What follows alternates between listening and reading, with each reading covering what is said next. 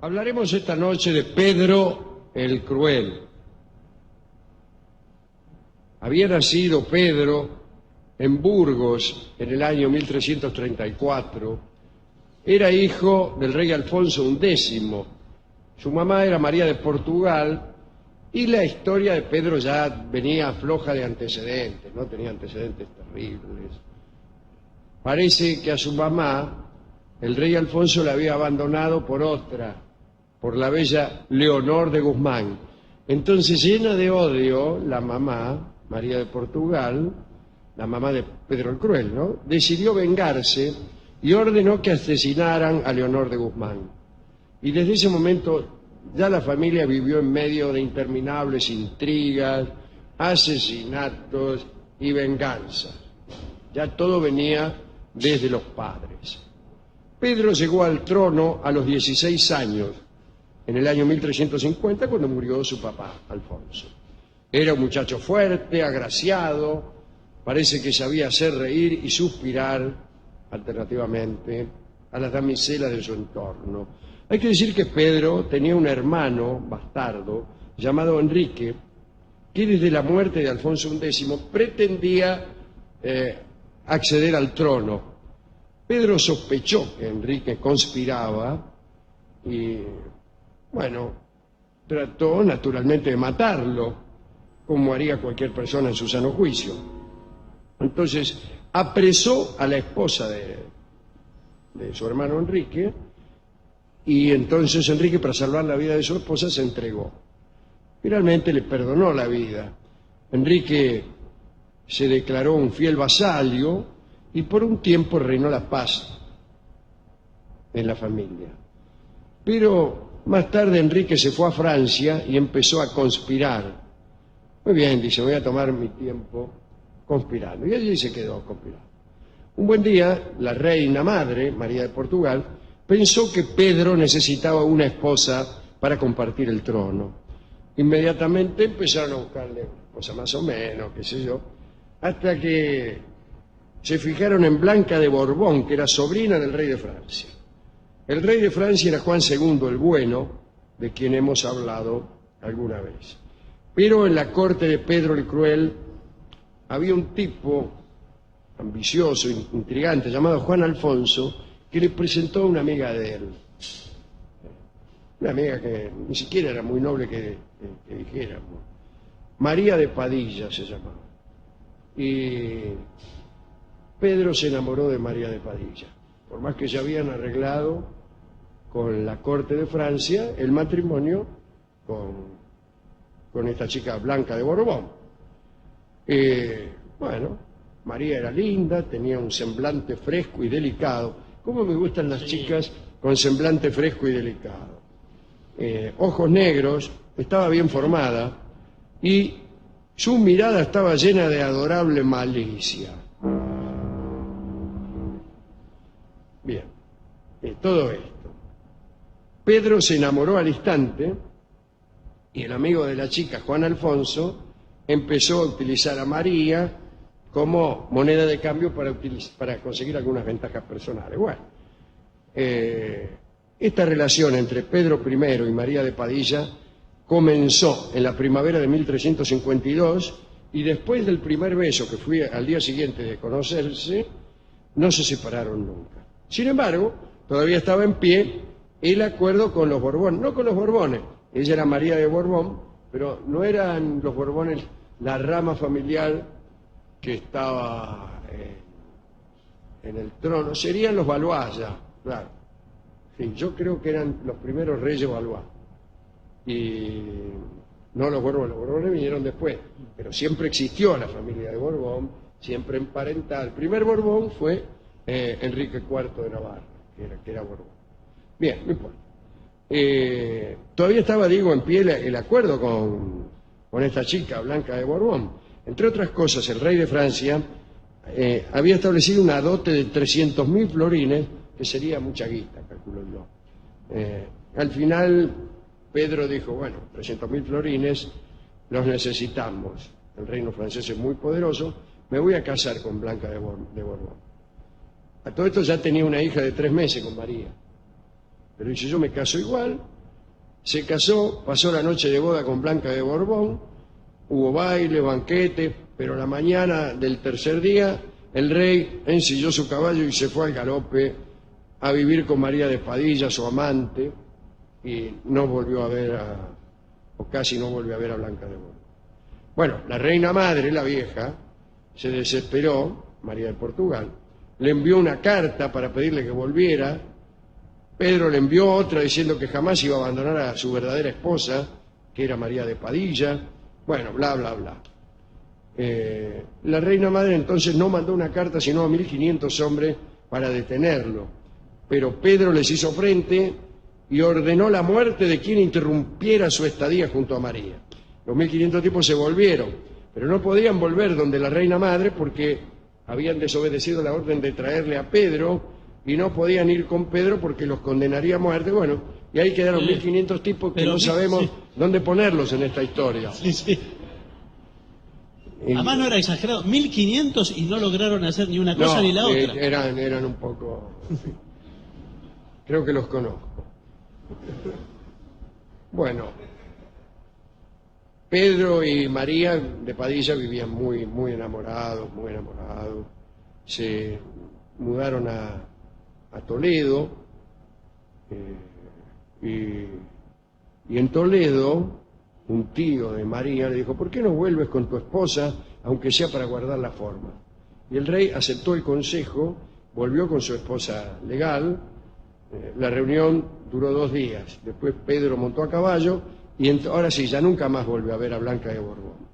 Para asegurarse de no ser interrumpido, la metió presa a Blanca de Borbón en los peores calabozos castellanos.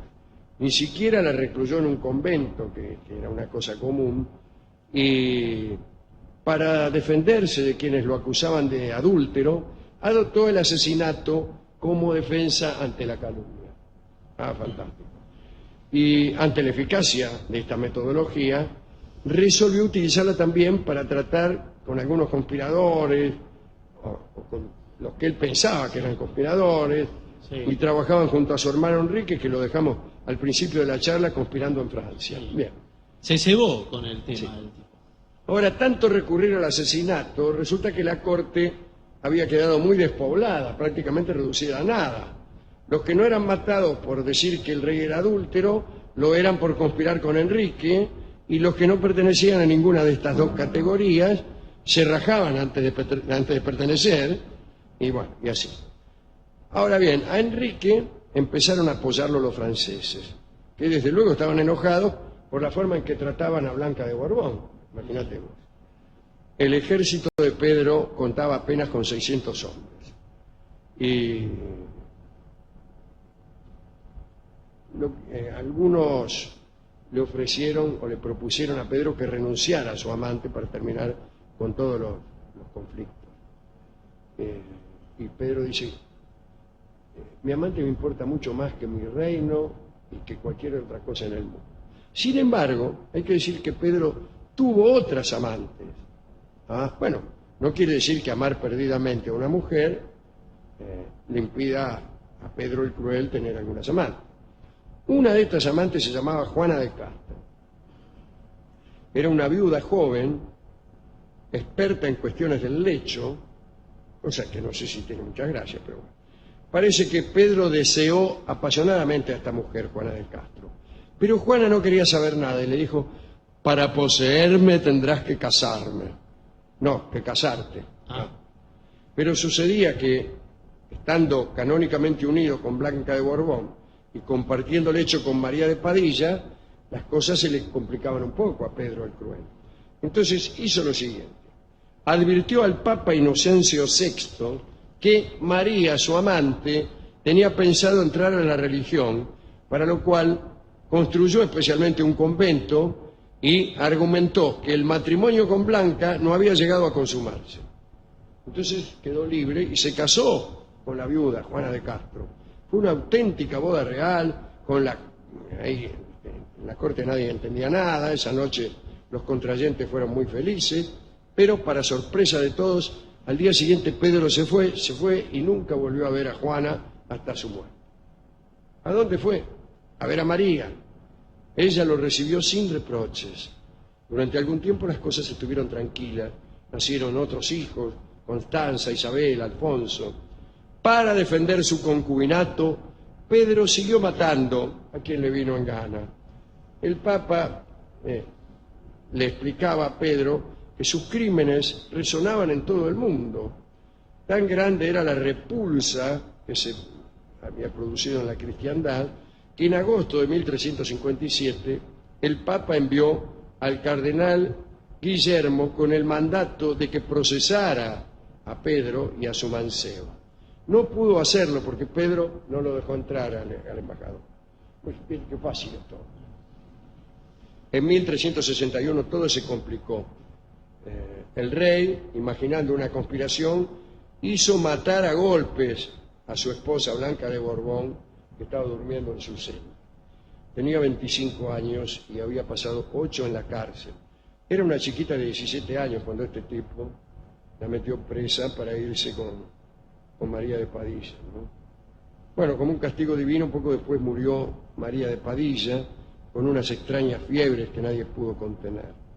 Y Pedro quedó destruido. Reunió a la corte en Sevilla, hizo saber que Blanca de Borbón no había sido esposa legítima, citó a varios testigos y nombró a María reina post-mortem y a su hijo Alfonso heredero de la corona. Pero, ¿quién aparece? Enrique, el hermano. ¿Se acuerda que estaba allá en Francia? Bueno, y con ayuda del ahora rey francés Carlos V el Sabio. Asedió Toledo y Pedro no estaba en Toledo y se encaminó a Toledo para defenderla, pero en el camino se dio cuenta de que todo el mundo estaba a favor de Enrique. Entonces fue a esconderse a un pueblo llamado Montiel, pero una espía le contó a Enrique el paradero de Pedro. Sitiaron Montiel. El rey, desesperado, intentó sobornar a uno de los hombres de Enrique, un tal Beltrán du Guesclin. Le ofreció bienes, villas, que al final arreglaron una entrevista entre los dos hermanos, Enrique y Pedro, pero todo era una trampa. Cientos de hombres desarmaron a Pedro el Cruel, entró Enrique, Pedro se abalanzó sobre el hermanastro y todo terminó con Enrique dándole una puñalada en el pecho a Pedro el Cruel. Tenía solo 35 años. Y fue rey Enrique de Trastámara, que así inicia la dinastía de los Trastámara Castilla, ¿no? Que duró hasta que aparecieron los Habsburgo, con Carlos V, el hijo de Felipe el Hermoso. Felipe el Hermoso y Juana la Loca. Era una de las hijas de Fernando e Isabel de Castilla. Como el único hijo que tenía se murió en un partido de pelotas, yo qué sé, al final el trono lo heredó Juana, y Juana se casó con Felipe, que era el hijo del emperador de Alemania, y por eso el siguiente rey de España fue de la Casa de Austria, fue Carlos, ¿no? Carlos V de Alemania, Carlos I de España. Bueno, no importa. Y así terminó la historia. Pedro es verdaderamente un tipo cruel, miserable asesino. Qué porquería. Bueno. Digo porque estoy pensando a quién dedicar esta charla y no encuentro. Blanca de Borbón, pobrecita, una chica de 17 años, y el tipo la mete en cana para poder irse con la mano. La viuda también. No es simpática la viuda. Dice, si quieres algo conmigo te tenés que casar. A María de Padilla, bueno. Pero ella debía saber que su hombre era un criminal. Bueno, por las dudas no le dediquemos nada. No se contaban en esa época, no sé. No le decían. A mí lo que me llamó la atención es esta historia de una corte cada vez más despoblada, porque a los que no mataban se rajaban. Usted imagínese, ¿no? Está en un grupo en que todos empiezan a caer por traidores. Y usted, en algún punto, dice, no puede ser que sean todos traidores. Es que este es un pretexto para deshacerse de los tipos incómodos. Lo mismo cuando empiezan a caer demasiados asesinos o demasiados enemigos de la patria. Bueno, dice, a lo mejor no son enemigos de la patria. Entonces, usted se raja. vamos a dedicar a la gente que cayó bajo la daga criminal de Pedro el Cruel.